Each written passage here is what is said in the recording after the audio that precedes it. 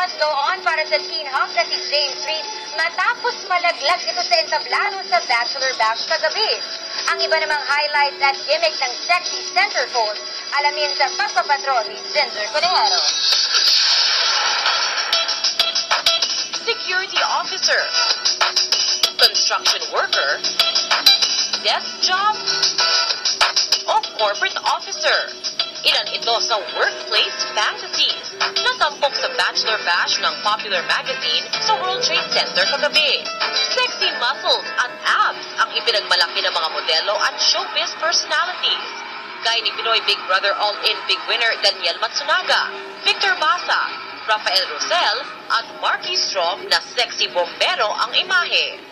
Pinanindigan naman ni PO2 Mariano Flormata Jr. aka Neil Perez ang pagiging hot cop. Pero ang spotlight nasa 2014 Bachelor Centerfolds na kanya-kanyang paraan para umani ng tilian ng fans. First-timer sa runway ang modelong si Daniel Velasco. May sexy souvenir naman ang kapamilya actor na si Joseph Marco para sa lady fans. Si Paolo Avelino, pinataka muna ang audience bago unti-unti ring inalis ang shirt and tie. Agawik sena naman ang pagrampa ng young hunk actor na si James Reid na naghandog pa ng R&B song sa crowd.